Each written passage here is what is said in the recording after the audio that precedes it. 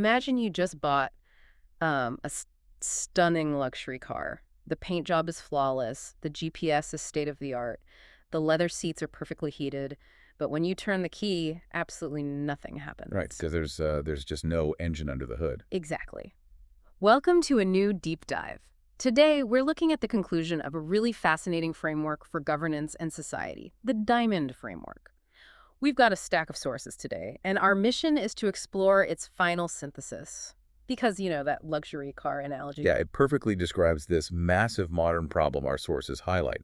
We have these institutions with incredibly strong moral language at the top, Hmm. but completely weak operational capacity at the base. Okay, let's unpack this, because it's a huge claim, right? It is. I mean, we see it everywhere, don't we?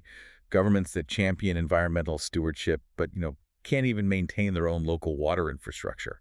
Or corporations with these beautiful ethics statements, Mm. but total internal dysfunction. Yeah, the ideals are clearly there, but the operational engine is just missing. Exactly.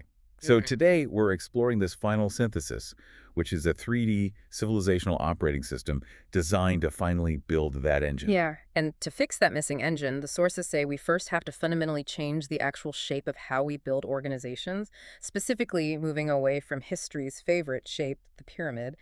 But I have to push back slightly here. Okay, go ahead. Are pyramids just, well, the natural way humans organize? I mean, it feels intuitive to put the leader or the ultimate authority at the top. Well, it is deeply intuitive, which is why for over a century, the pyramid has been our default architecture. Think of corporate ladders, bureaucracies, even Maslow's hierarchy of needs. Hmm. Pyramids assume that progress is scarce and that authority has to sit at a tiny apex at the top. Right. But think about what happens when you build that way. It's basically like a Jenga tower. Oh, wow, right. So the moment the top gets wobbly or disconnected, the whole structure is at risk of collapsing. Exactly. It creates extreme fragility. The diamond framework replaces this with a middle strong architecture. So imagine a 3D carving crystal. Instead of concentrating all the pressure at a tiny point at the top, a diamond distributes pressure evenly across a wide middle. And in a societal context, this middle strong approach distributes capacity broadly, which stabilizes the tax base and, builds incredible resilience. You got it. It increases social trust because the capacity isn't just hoarded at the top. But if this 3D diamond shape is what distributes the pressure, what keeps the pressure from cracking the structure over time? I mean, it can't just be a static diagram. No, definitely not. Yeah. It requires movement. It actually runs on a continuous loop, an 8-stage clockwise process. It goes task, plan, develop, implement, assess, reflect, learn, and finally, character. Here's where it gets really interesting. Wait, hold on. Character's at the end of the cycle. Because normally, we treat character as a prerequisite. Right, you try to hire people with good character before you even start the task. Exactly. Yeah, that is the crucial shift here. The sources call this the inside-out build. We usually think of character as this inherent trait you bring into a system. But this framework argues that institutional character is an operational output. An output. Yes, it's generated from the inside out. It's not, a slogan on a break room poster. It's an active mechanism. How does that actually work in practice, though? Are we saying character is essentially just muscle memory? In a way, yes. Think about the causality of those later stages. When you complete an implementation, you have to assess the results honestly. If you failed, that honest assessment forces you to reflect on why.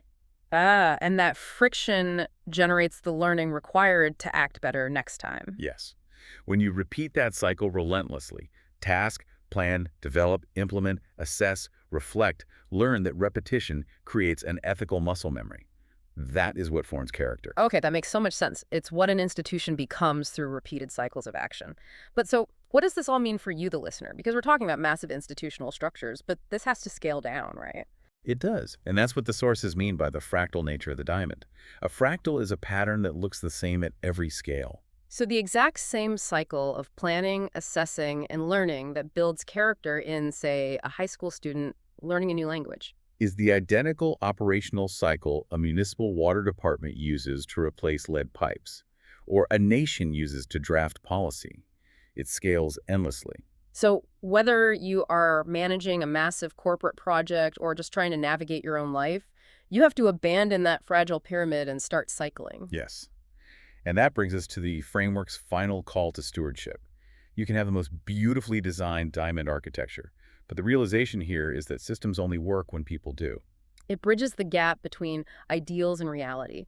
The diamond isn't just a diagram, it's an active 3D operating system relying on relentless character building cycles to give us the competence to actually execute our values. It moves us from simply announcing what we care about to actually doing it. Which leaves us with one final question for you to mull over as you go about your day.